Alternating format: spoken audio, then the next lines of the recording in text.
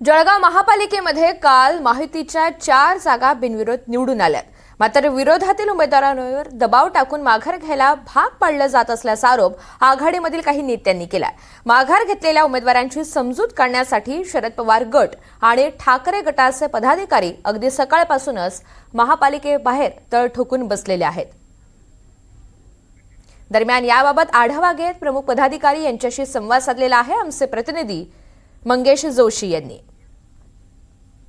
जळगाव महापालिका निवडणुकीत आतापर्यंत शिवसेना शिंदे गटाचे 3 तर भाजपचा 1 उमेदवार बिनविरोध झालेला आहे। महायुतीचे 4 उमेदवार बिनविरोध झाल्याने कुठेतरी आता विरोधी पक्षाकडून जे आहे विरोधी पक्षातील उमेदवारांवर दबाव टाकल्याचा आरोप हा केला जात आहे आणि आज माघारीचा अखेरचा दिवस आहे। त्यामुळे या ठिकाणी विरोधी पक्षातील जे उमेदवार आहेत त्यांची समजूत काढण्यासाठी विरोधी पक्षातील विविध पदाधिकारी जे आहेत ते महापालिकेत या ठिकाणी तळ ठोकून आहेत। एकंदरीतच खरं तर उमेदवारांची पळवापळवी टाळण्यासाठी या ठिकाणी विरोधी पक्षातील त्यामध्ये प्रामुख्याने राष्ट्रवादी शरद पवार गटाचे असतील, शिवसेना ठाकरे गटाचे असतील, विविध पक्षाचे उमेदवार जे आहेत महापालिकेत तळ ठोकून आहेत। काही पदाधिकारी देखील आपल्यासोबत आहेत।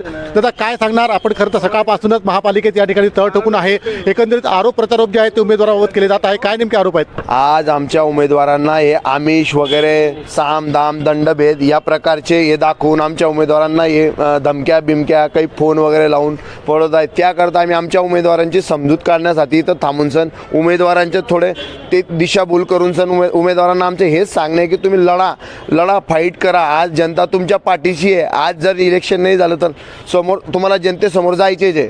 आणि भाजप हा 1 नंबर गांडू पक्ष आहे। भाजप हा याच पद्धतीने करतोय। भाजपला मुलं पैदा करतोय म्हणून दुसरे मुलं पैदा करतं भाजप त्याच गोष्टीने चालू आहे रणनीती भाजपची। खरं तर शिवसेना ठाकरे गटाचे नेते संजय सावंत यांनी देखील आरोप केला आहे की त्यांचे 3 उमेदवार नॉट रिचेबल आहेत, आमिष दिली जात आहे, दबाव टाकल्याचा आरोप त्यांनी केलेला आहे। हे 100% खरं बोलले आहे सावंतसाहेबांनी जे सांगितलं उद्या खरंच तेच झालेलं आहे। काही अजून ते काही उमेदवार घरी त्यांच्या नातेवाईकांना त्यांना सांगून सण माघार घेण्यात लावत आहे।